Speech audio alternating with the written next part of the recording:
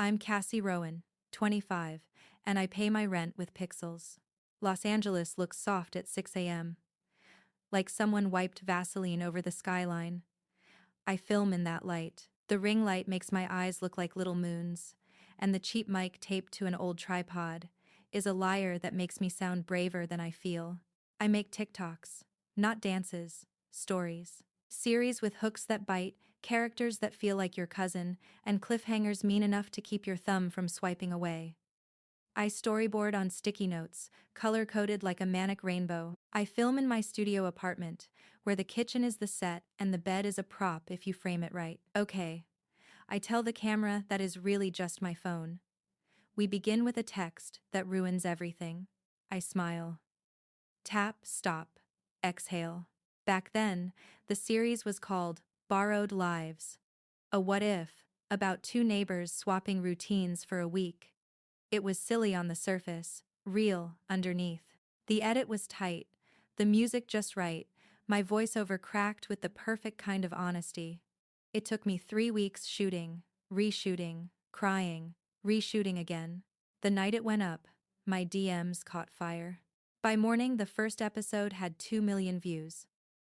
By lunch, brands I've only typed in wish lists were emailing. I ate cold noodles standing at the sink and cried into the paper carton because my dream was finally breathing back at me. I wasn't alone in it, either. Mara Quinn was my friend. We met in a comments section and ran 100 late-night Zoom calls together, friend. She lived 10 minutes away, drove a Civic even older than mine, and had a way of saying, babe, that made you feel like you were choosing chaos together on purpose. We swapped thumbnails, tested hooks, sat on her floor eating chips, while we mapped out growth like war generals, with rings under our eyes. She was there for the first million. She was there for the second. When I texted her, "It's happening," she texted back, "Babe, answer your phone." We squealed on speaker. We promised a beach day when I hit 5 million.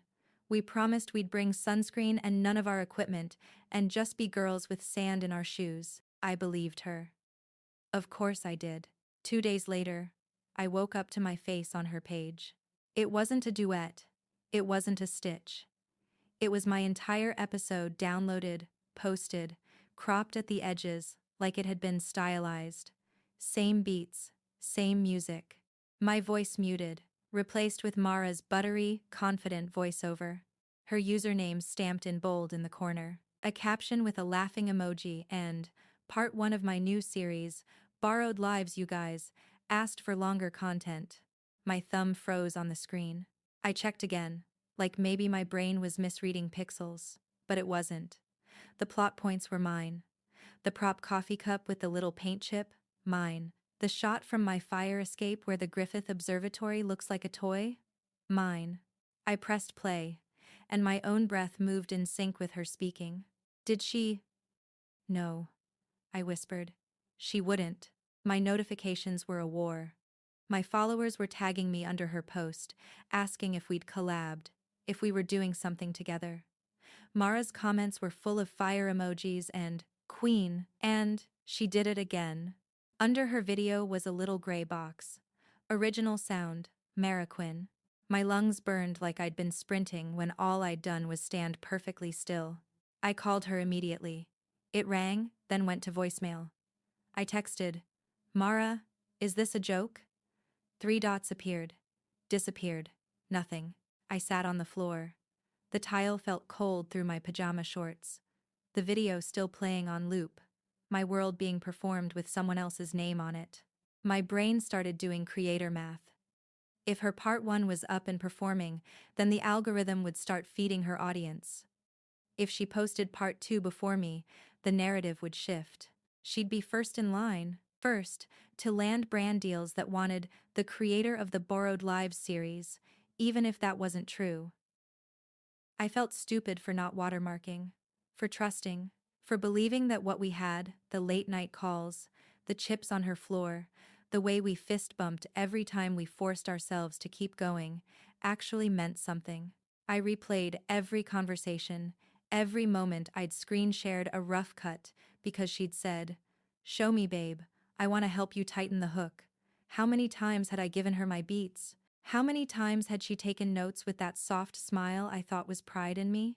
I paced the kitchen, opened the fridge, closed it, opened it again.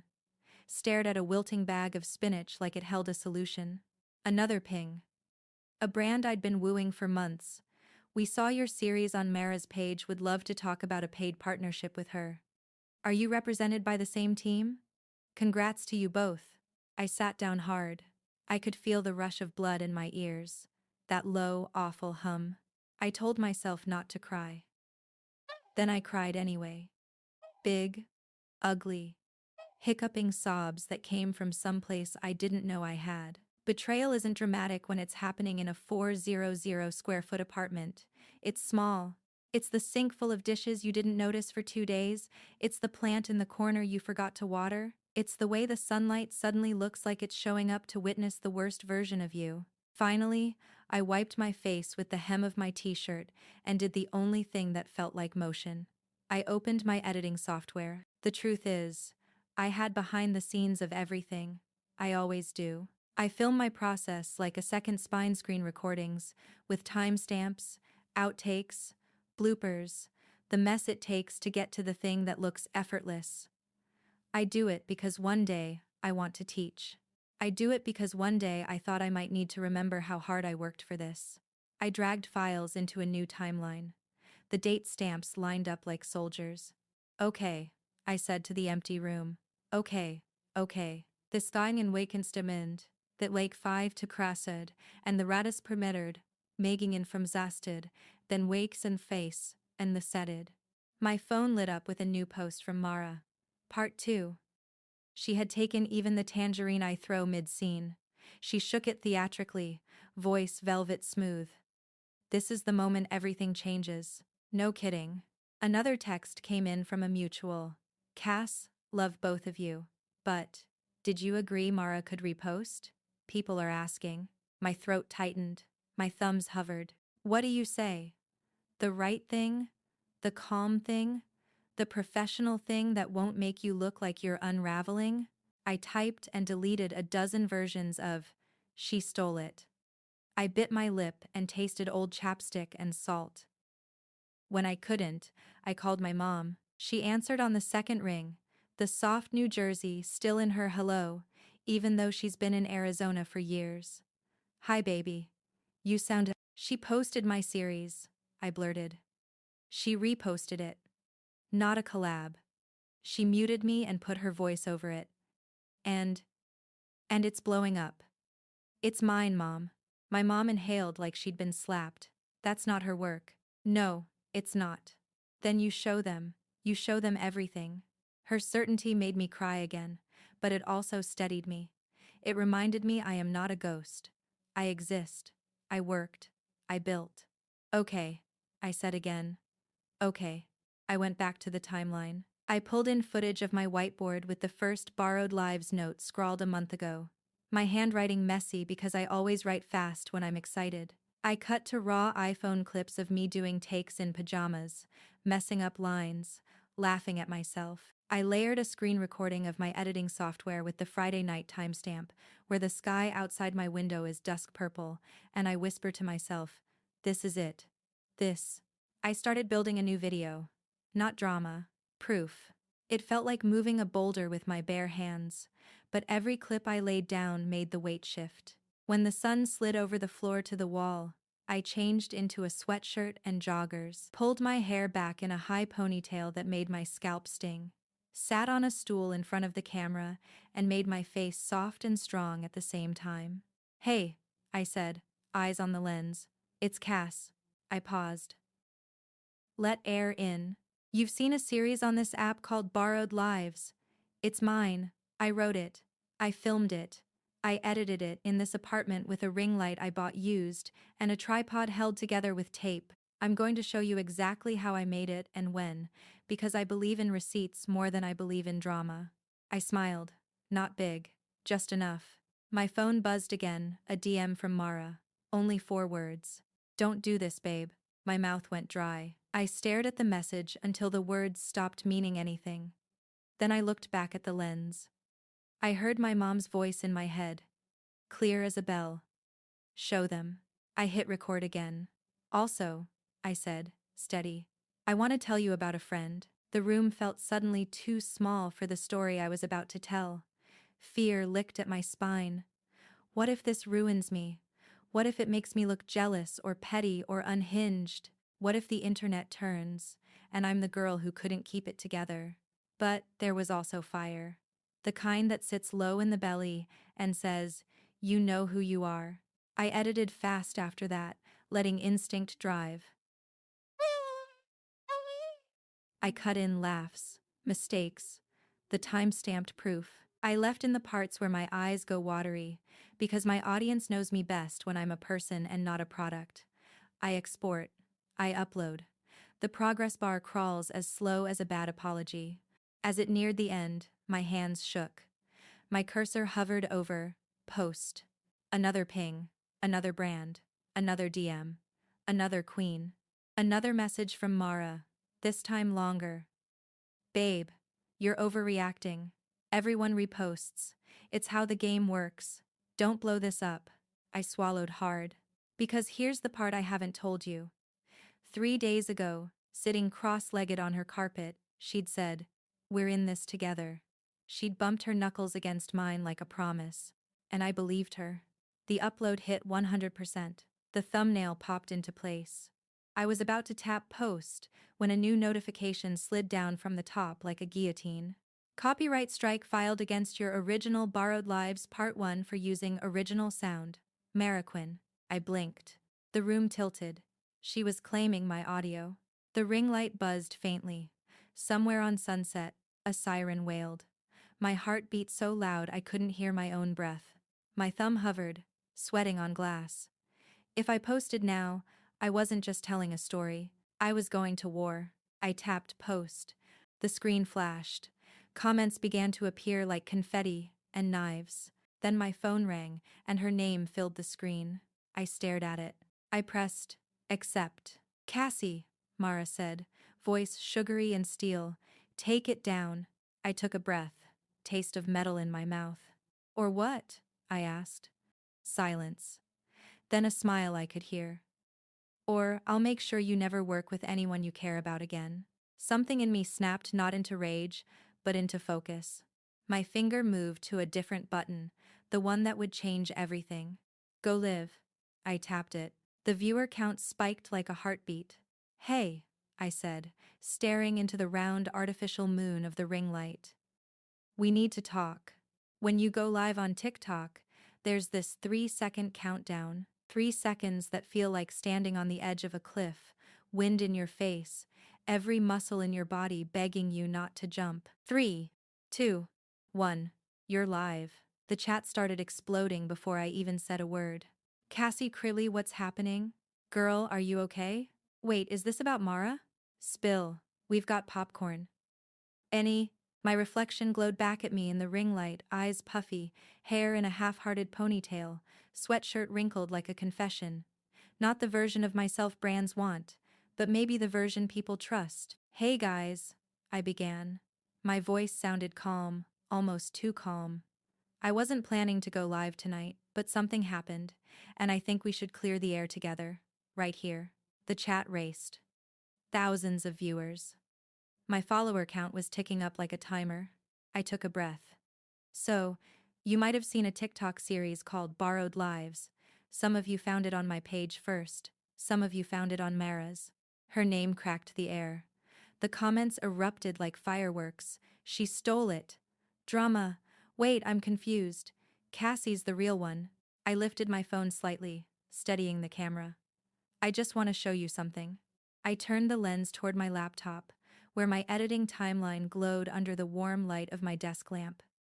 "This is my project file for Borrowed Lives. See this timestamp? April 14th, 11:22 p.m. That's when I started editing, part 1. I zoomed in, scrolling through layers of clips. This is my face before coffee. My apartment. My handwriting on the whiteboard. The chat slowed a little. People started dropping emojis, the universal sign of internet court proceedings. I flipped back to selfie mode. "I'm not doing this to start drama. I'm doing this because sometimes you think someone's your friend, and they turn your trust into their business plan. My throat burned, but I didn't look away from the camera. Mara and I were supposed to build this together, but when Borrowed Lives blew up, she didn't celebrate me. She downloaded my video, cropped it, and posted it as her own. And when I confronted her, I paused. My phone vibrated again, a message sliding across the top of the screen. Mara, you're making a mistake. The chat caught it instantly. Oh my god, she's texting you. I tried to keep my voice steady. The chat went feral. What? Sue her. That's so messed up. You got this, queen. I scrolled through my folder and clicked a clip me filming behind the scenes bloopers, time-stamped weeks before her upload. Here's proof, I said softly. I'm not here to destroy anyone. I just want the truth to have a voice. I ended the live there. No big speech, just, thanks for listening. Be kind to me, to her, to each other. When I logged off, my apartment felt suddenly too quiet. My hands were trembling so hard I nearly dropped my phone. I hadn't meant to go viral again, but when I opened TikTok an hour later, my live had been clipped and shared everywhere. Number Cassie Rowan exposed. Number Borrowed Lives Truth. Number Justice for Cassie. My notifications were chaos. My follower count doubled overnight. My DMs filled with strangers calling me brave, others calling me dramatic, and a few calling me mid, just to be cruel. The internet can crown you and crucify you in the same breath. I didn't sleep that night. Every time I closed my eyes, I saw her face, Mara, laughing in that video she stole from me, pretending it was hers. The next morning, a new video appeared on her account. The thumbnail was black and white. Caption: my side of the story. My stomach flipped. I hesitated before pressing play. Mara appeared in soft lighting, tears in her eyes, her voice trembling just enough to seem human. Hey guys, she began. I'm heartbroken right now. Someone I love, like a sister, Cassie, has accused me of stealing her content, and I just want to say, that's not what happened. My jaw clenched. She sent me the files, Mara continued, and told me to post the series on my account first, to test engagement. We'd agreed to share the profits, but I guess she changed her mind after it blew up. The comments under her video were split, half defending her, half defending me. Cassie would never. Girls just jealous. Mara's version popped off more. She's crying but her nails are new. I refreshed my DMs, 5 from reporters, 1 from a lawyer, and 1 from my mom. Don't watch her video. Just breathe, honey. But I couldn't not watch. She ended her video looking straight at the camera. I loved you, Cassie. I still do. But I won't let you destroy everything we built together. Then, as if to twist the knife, she pinned a comment. Always check your contracts. My breath hitched. Contracts. There were no contracts.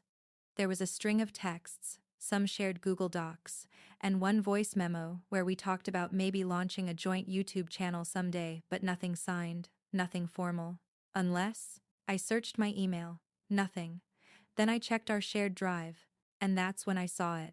A new folder, added last night, titled Borrowed Lives Agreement. My heart pounded. I clicked it open. Inside was a PDF. My name, her name, a signature that looked exactly like mine at the bottom. Except, I'd never signed it. The terms said Borrowed Lives was a joint creative property managed by Mara Quinn Media. I stared at the signature, my own name forged in loopy cursive. For a second, everything went fuzzy, the sound of traffic outside, the hum of my fridge, the ache behind my eyes. Then the fear burned off, replaced by something cleaner, sharper. Resolve. If she wanted a war of receipts, I had receipts, real ones. I opened my hard drive and started compiling everything. Project files, metadata, voice notes, DMs, emails. I reached out to a lawyer. Someone in my comments had tagged, "She helps creators protect IP," and sent over the files. By afternoon, I had an official notice ready to go. A takedown request, citing my timestamps, my footage, and my authorship. But before I hit send, I hesitated. Mara had always been smart, charming, strategic, dangerous in her calm. If she forged one contract, what else had she planned? My phone buzzed again. Another DM. From a burner account. No profile picture. Just text. You think you're winning. Wait until tomorrow's upload. My hands went cold. I tried to laugh it off, but something deep in my gut whispered she's not done. So I did the only thing that made sense in that moment. I turned on the camera again. Hey everyone, I said quietly. This story isn't over. Not even close. The live counter ticked upward, faster this time. In the chat, someone wrote, "She's gonna drop proof again, isn't she?" They were right. Because if Mara wanted to play dirty, she forgot one thing. I record everything. And I had a video that could end her career. I hovered over the folder labeled Voice Memo 318. The one where she'd laughed and said, "You do the editing, babe. I'll handle the money. No one needs to know it's your idea." I pressed play. Her voice filled the room like poison and victory all at once. There's a special kind of silence that happens when you're holding proof. It's not peaceful. It hums. It vibrates under your skin like static, like the air right before lightning hits. That's what it felt like the moment Mara's voice filled my tiny apartment. "You do the editing, babe. I'll handle the money. No one needs to know it's your idea." I stared at my laptop, frozen. Her tone was casual, lazy even, but it landed like a confession whispered too close to a microphone. It wasn't enough for a lawsuit, not yet, but it was enough to burn the illusion she'd built. And I knew exactly what I was going to do. I didn't post the voice memo right away. That would have been too easy, too emotional, too predictable. Instead, I opened a new document titled, "The Truth Behind Borrowed Lives, a Documentary." If she wanted to turn this into a game of narratives, I was going to outstory her. Over the next 24 hours, I didn't leave my apartment. I lived off coffee, instant ramen, and adrenaline. My editing timeline looked like a war map. I layered footage, spliced in texts, screen recorded her voice memo. Between clips, I recorded narration. Calm, quiet, deliberate. This isn't about clout, it's about credit. About what happens when someone takes your work and rewrites your name out of it. I kept it cinematic, muted color tones, glitch transitions, screenshots appearing like receipts in a courtroom. I didn't even realize it was sunrise until I saw the light hitting my blinds. When I finally hit export, the file name read, "Borrowed Truth by Cassie Rowan." I uploaded it to YouTube instead of TikTok. Longer format, harder to take down. I set the premiere for 7 p.m. that night. As I stared at the schedule button, my phone started ringing. Unknown number. I almost ignored it, but something told me to answer. "Hello?" A pause. Then, "Cassie Rowan?" "Yes. This is Dana Klein from the Los Angeles Weekly. We're running a feature on viral creators and intellectual property disputes. I'd love to get your comment before we publish." "Wait, publish?" "Yes, we've received a statement from Mara Quinn's team." My pulse kicked. "What kind of statement?" "According to her, you two co-created Borrowed Lives. She claims you were compensated, and that the series concept was registered under her media company months ago." "She's lying," I said, sharper than I intended. "That's what I thought," Dana said calmly. "Do you have evidence?" I smiled despite myself. "Oh, do I?" I emailed her the time-stamped files, the metadata, the voice memo, the whole digital paper trail. When I hung up, I realized something. I wasn't just defending myself anymore. I was documenting a pattern that thousands of creators had lived through in silence. Someone bigger, louder, richer, taking their work and pretending it was fair game. This wasn't just revenge, it was reform. At 7 p.m., sharp, my video premiered. I sat on my couch, blanket over my legs, laptop open, watching the live chat explode. "Let's go." She brought receipts. Mara's shaking RN, queen of documentation. The intro rolled soft piano, muted lighting, my narration over footage of me editing at 3 a.m. Then, the cuts came. Split-screen comparisons between my original TikToks and Mara's reposts. Timestamp overlays. Metadata. Finally, the audio clip. "You do the editing, babe. I'll handle the money. No one needs to know it's your idea. The chat went nuclear. We heard that. Oh, she's done. This is better than Netflix. By the time the video ended, Borrowed Truth was trending on YouTube. The comments flooded in, some supportive, some skeptical, some bloodthirsty. And then came the message. Mara again. You just declared war on me. You have no idea who you're dealing with. My fingers hovered over the keyboard. I typed. Yeah, I do. I'm dealing with a thief. I didn't hit send. Not yet. Instead, I screenshotted her message, blurred her number, and posted to my story with a caption. Threats aren't a good look. My DMs exploded. Other creators some I'd admired for years started messaging me. Cassie, this happened to me too. She stole my sound last year and reposted it. I have screenshots if you need them. My jaw dropped. Mara wasn't just stealing from me. She'd been doing this for years. A pattern. A trail. It wasn't just one stolen story. It was a library of stolen art. I felt the fire in my chest again, familiar, dangerous, necessary. So I opened a new Google Drive folder and titled it Creator Testimonies. I invited them all in.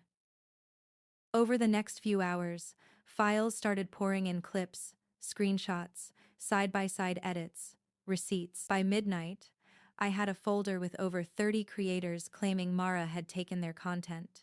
This wasn't a personal feud anymore. It was an expo.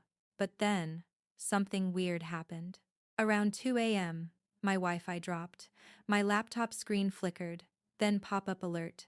Multiple login attempts detected on your account. Someone was trying to hack me. I slammed my laptop shut, heart racing. Phone buzzed, unknown number again. I ignored it. Then came the voicemail. When I listened, her voice slid through the speaker like silk dipped in acid. Cassie, you really should have stayed quiet. You think you're the hero, but when the truth comes out, no one will want to work with you. Not after what I show them tomorrow. Click. I stood there in the dark, shaking. What could she possibly have? I backed up everything to a hard drive, shoved it in a drawer, and double-checked the locks on my door. The city outside hummed like nothing was wrong. But something was coming. Something big. When I finally crawled into bed, I couldn't sleep. I stared at the ceiling until dawn broke through the blinds. Then, my phone buzzed with a new notification. Mara Quinn uploaded a video, the real Cassie Rowan. The thumbnail was my face. And the caption read, "You wanted the truth? Here it is." When I woke up, the world was already on fire. The first thing I saw was my own face, plastered across every feed, every For You page, every YouTube reaction channel thumbnail, with titles like Cassie Rowan Exposed and The Borrowed Lives War Just Got UGLY. My stomach dropped before I even hit play. Mara's video was polished, of course it was. Soft lighting, studio mic, background music that whispered, "I'm the calm one."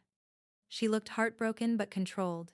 Every hair in place, eyes glassy in that perfect Hollywood way that looks real, until you notice how the tear never quite falls. "Hey everyone," she began, her voice soft but steady. "I've been silent because I wanted to handle this privately. But Cassie has forced my hand. She used my name like it tasted bitter. Here's what she's not telling you," she continued, and the screen cut to a clip of me from months ago, one of our old live streams, back when we were best friends. I was laughing, makeup smudged, saying, "Honestly, Mara's brain is half of this project, you guys. I couldn't do it without her." The comments under her video were already a storm. Wait, so Cassie admitted it? Not looking good for her. She said half the project though. I kept watching. Then, she showed screenshots of text messages. My name in blue bubbles. Out of context, they looked damning. Me. "I'll let you post this one to your account first so we can test engagement." Me again. "Use my footage, it'll look more cinematic on your page." The texts were real. But they were from months ago. From a completely different collab. Not borrowed lives. I felt my chest tighten. She wasn't dumb. She knew how to splice truth and lies so tightly you couldn't tell them apart. Then came the voice memo. Not mine, the one she'd recorded of me during a late-night vent session. I heard my own tired voice say, Sometimes I feel like a fraud, like maybe I'm not original enough to make it in this space. She played it with no context, no compassion, just silence afterward, like she was letting my insecurity testify against me. Then she leaned forward, eyes glossy. I loved her. I still do. But I can't let someone destroy my reputation because they're jealous. I succeeded first. The video ended on a shot of her wiping away a tear and whispering, "Please don't send her hate," which, of course, meant exactly the opposite. By noon, my comments section had turned into a battlefield. Half were with me, half were ready to bury me. Cassie lied. Mara's the professional one. Cassie's jealous. Classic small creator behavior. My DMs were worse death threats, insults, fake sympathy. I felt like I was standing in the middle of a stadium full of strangers, all screaming versions of me that I didn't recognize. I shut off my phone, sat in silence. My reflection in the black laptop screen looked hollow, like someone I used to know. I whispered to myself, "She's not going to win." But my voice cracked halfway through. I opened my email. There were over 400 unread messages, journalists, creators, brand reps, canceling upcoming sponsorships, pending review, and one from an address I didn't recognize. Borrowed Lives Legal, at quinmedia.com. The subject line, Notice of Intent to Pursue Defamation. I clicked it. My stomach twisted as I read. Her lawyers were claiming that my documentary was defamatory, that I'd doctored evidence, and that they'd seek damages if I didn't take it down within 48 hours. 48 hours. 2 days to undo everything, or risk losing everything. For a long minute, I just sat there, staring at the email. My body felt disconnected from my brain. My heart was beating too fast. Then I remembered Dana, the journalist from Los Angeles Weekly. I grabbed my phone and called her. She picked up on the second ring. "Cassie, I was about to call you. I guess you saw it." "Oh, everyone has," she said grimly. We fact-checked her claims. Half those screenshots are real but irrelevant, and the rest are likely fabricated. "She forged my signature," I said quietly. "And now she's painting me as the liar." "I know," Dana replied. "But listen, your documentary made waves. I've had 5 creators reach out to me directly. They're scared, but they're willing to go on record." That made me sit up. "On record?" "Yeah, publicly. This isn't just about you anymore, Cassie. She's been doing this to people for years. We're publishing a long-form investigation, but we'll need your cooperation." I didn't even hesitate. "I'm in," she exhaled. "Good. But be careful. She's powerful. And if she's already threatening you legally, she's not bluffing." I looked around my tiny apartment, the tangled cords, the empty coffee cups, the stack of unpaid invoices on my counter. Everything I owned was one lawsuit away from disappearing. But something in me had shifted. The fear was still there, but beneath it, a steadier voice had started to form. I was done being scared. After hanging up, I pulled out my hard drive again and opened the folder labeled Creator Testimonies. I spent hours going through each file, adding annotations, organizing metadata. Names blurred into stories people just like me, small creators with big ideas who got swallowed by someone smoother, louder, richer. It wasn't revenge anymore, it was survival. When I finally looked up, the sun had set. My apartment was bathed in blue light, quiet except for the hum of my laptop. Then, my phone buzzed again. Another message. Private number. This time, it was a video. No caption. I hesitated before pressing play. The screen opened to a shot of me recorded secretly. From outside my window, my body went cold. I was sitting at my desk in the footage, editing, oblivious. The camera zoomed in just enough to show my face, the glow of my screen. The voice that came next was unmistakable. "Mara's. You wanted the real Cassie?" she said softly. "Now you'll get her." My heart stopped. I ran to the window, threw open the blinds, and stared out into the dark. The street below was empty, only a flickering street lamp and the distant sound of traffic. But somewhere out there, someone had filmed me, watched me, and if she had that footage, I had no idea what else she had or what she was planning to show next. I locked the window, closed the curtains, and for the first time since this all started, I felt something I hadn't yet allowed myself to feel. Not anger, not sadness, fear. I didn't sleep that night. Every sound felt amplified: the refrigerator hum, the buzz of my phone charging, even the whisper of my own breath. I couldn't shake the image of that video, my own silhouette framed in my window, like prey that didn't know it was being watched. By sunrise, I'd convinced myself it had to be fake. Maybe she'd used stock footage. Maybe someone edited it. Maybe I was just paranoid. But when I opened TikTok, there it was. Posted from a burner account. Over 300,000 views already.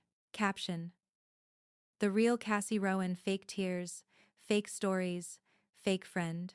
It was the same clip, me, filmed through my window, then spliced with out-of-context audio from my live streams, me laughing, saying, "I know how to make people cry on command." Except I'd been talking about storytelling, about crafting emotional beats in a script. But edited this way, it looked like I was bragging about faking everything. My comments were full of knives. Fake cry queen. She manipulated all of us. Knew she was lying from day one. Does she even live in that apartment? My chest tightened so hard it hurt. I slammed the phone down on my counter and stumbled into the bathroom. My reflection looked like a stranger, pale, wild-eyed, hair matted from where I'd run my hands through it all night. This wasn't a content war anymore. It was character assassination. And she was winning. I needed help. Real help. I called Dana again. "She's stalking me now," I said, voice shaking. "Slow down. What happened?" "She filmed me. Through my window. It's online." There was silence on the other end. Then she said carefully, "Cassie, you need to call the police." I laughed, but it came out cracked. "And tell them what? My influencer frenemy recorded me editing TikToks? They'll think I'm insane." "No," Dana said firmly. "You tell them someone is harassing you and distributing unauthorized footage of you in your home. That's a privacy violation, and it's serious." Her steadiness cut through the fog in my head. She paused. "Cassie, there's something else. We're publishing our story tomorrow morning. You're not alone anymore. People are speaking out." I felt my throat tighten. "She's going to come for you too, you know that?" "I've dealt with worse," she said dryly. "Just keep your evidence safe. Don't engage with her online." I thanked her and hung up. Then I did something I hadn't done in months. I left my apartment. The Los Angeles sun felt harsh, almost hostile. I wore sunglasses and a hoodie, paranoid that every passing car held someone watching. I went straight to the police station, filed a report, showed them the footage. The officer's expression shifted when I told him she was another influencer. "This is your residence?" he asked. "Yes." He nodded slowly. "We'll open an investigation. But if you can, get a security camera. And don't stay there alone tonight." When I left the station, I felt hollow, like I'd handed over a piece of my safety and didn't know when I'd get it back. I crashed at my friend Liv's place, a small studio in Silver Lake that smelled like coffee and sage. Liv wasn't part of the creator world. She was a barista, normal, grounded. When I told her everything, she didn't say anything at first. She just hugged me, hard. Then she said, "Cass, this is beyond social media beef. You need to document every single thing she does. If she's breaking the law, she's not untouchable." That word untouchable stuck with me, because that's what Mara always wanted to be. Perfect, protected, above consequence. That night, while Liv slept, I sat on her couch with my laptop, scrolling through the growing storm online. The real Cassie Rowan was trending. My name was being memed, debated, dissected. People were making side-by-side videos analyzing my fake emotions. Someone slowed down my livestream clips to study my blinking patterns, like I was a criminal. But under all that noise, I started seeing something else. Creators, small ones, mid-tier ones, posting their own stories. Mara stole my audio.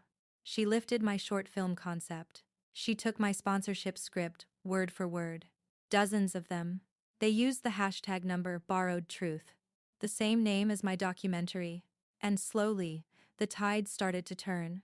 People were noticing the pattern, noticing how every accusation against her followed the same formula: charm, denial, deflection, tears. For the first time in weeks, I felt something close to hope. Then, around midnight, my phone buzzed again. Private number. Text message. You think you've won? Check your email. I hesitated, heart pounding, then opened my inbox. A new email, no subject, no name, just an attachment. Cassie Rowan, confession, MOV. My blood went cold. I clicked it. The video opened to me sitting at my desk again. The same angle as before, filmed through my window. My lips moving, faint audio under static. It took a second to realize what I was hearing. Me, saying, "It's all fake anyway. They'll believe whatever I tell them." Except, I never said that. I knew my own voice, my own speech patterns. The clip was spliced, my words stitched together from different videos, deep-faked, distorted. A chill ran up my spine. This wasn't just stalking. This was fabrication. She was creating evidence. I slammed my laptop shut and buried my face in my hands. My pulse was pounding in my ears.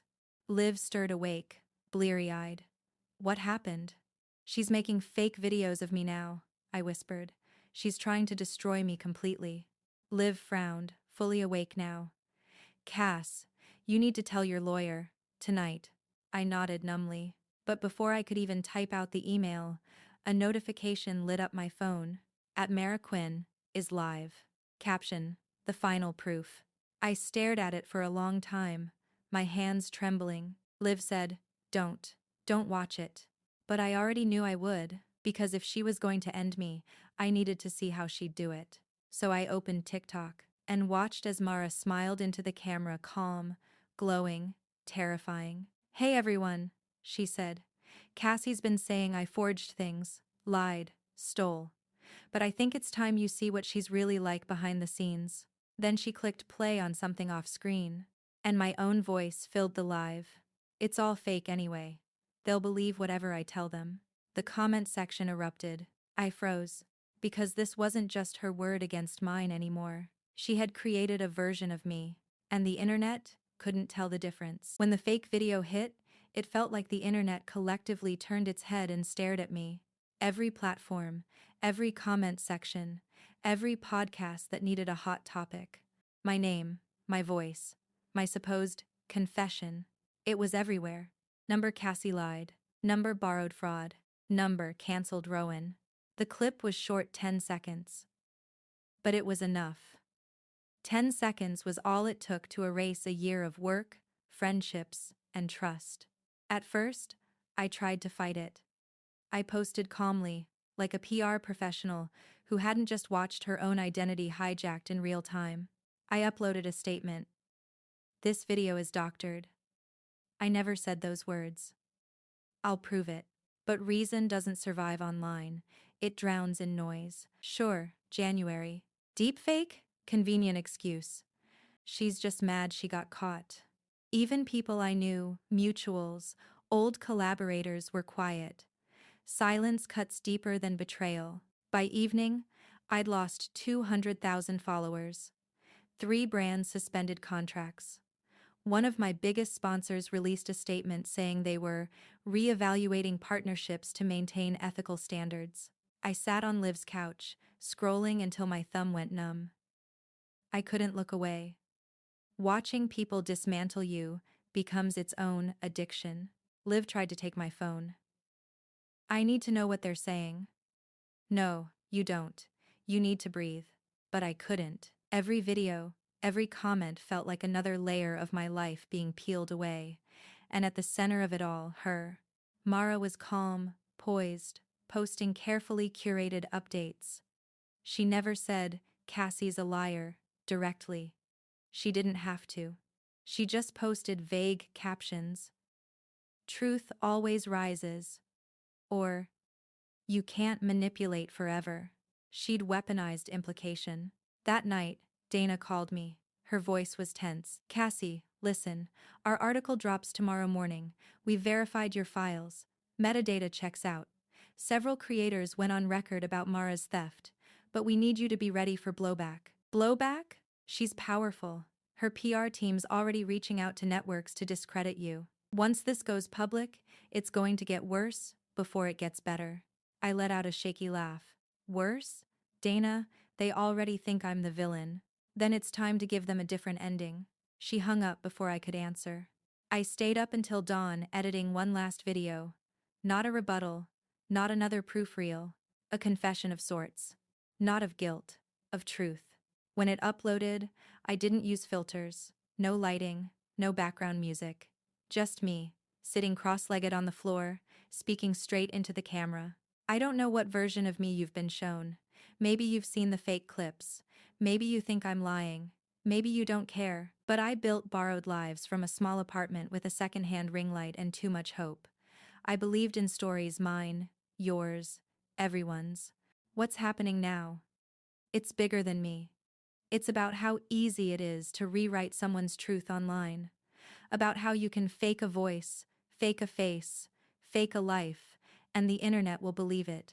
I'm not perfect. I've made mistakes. But this one? This lie? It isn't mine. I ended it with one line. Tomorrow, the truth comes out. Then I turned my phone off for the first time in weeks. The next morning I woke to Liv shaking me.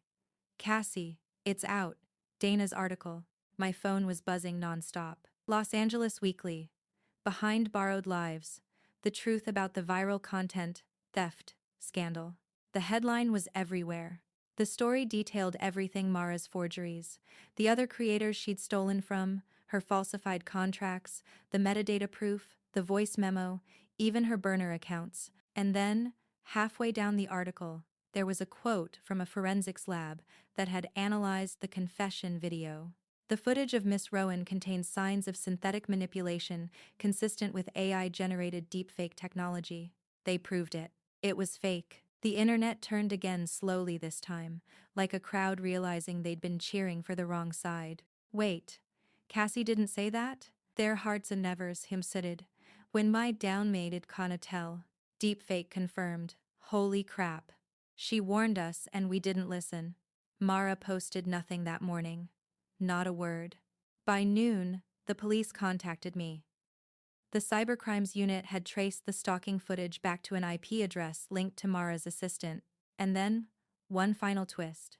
An anonymous tip led investigators to a storage unit in Burbank registered under Mara Quinn Media. Inside, hard drives, labeled with creator names. Mine was one of them. The evidence was undeniable. By evening, Mara's accounts were gone, suspended, wiped clean. Her management dropped her, brands pulled out, her apology never came. But the silence she left behind was louder than anything. 2 weeks later, Los Angeles looked different. Or maybe I did. I moved out of my apartment, couldn't look at that window again. I got a tiny place closer to the ocean, just enough space for a desk, a plant, and peace. My following was smaller now. Some people never came back. But the ones who stayed, they were real. They sent messages like, "I'm sorry I believed her. You taught me to look deeper. Thank you for fighting." One night, Dana and I met for coffee. She looked exhausted, but proud. "You know, your story changed things," she said. "Platforms are talking about creator IP protection now. You made noise that mattered." I smiled faintly. "I just wanted my name back." She sipped her coffee. "You got more than that. You got the truth." That night, I posted again for the first time since the chaos ended. No makeup, no fancy edit, just me, standing by the window of my new place, the ocean glowing behind me. "Hey, it's Cassie. The last few months were hell. But they taught me something important. People can steal your work, your words, even your face, but they can't steal your voice unless you give it to them. So here's mine." I smiled, small but real. This isn't a comeback video. This is a thank you to everyone who believed me when it wasn't easy. To the ones who didn't, that's okay. I get it. I've been you. Just promise me one thing. Next time you see a story go viral, don't pick a side. Ask a question. The comments filled with hearts, with apologies, with silence from the ones who'd once cheered my downfall. But I didn't need them anymore. A week later, Borrowed Lives hit a new milestone, 50 million views, under my name. For real this time. I looked at the screen, and for the first time, I didn't cry. I just whispered to myself, "We made it back." Then I turned off the ring light. Because I didn't need the glow anymore. I'd built my own.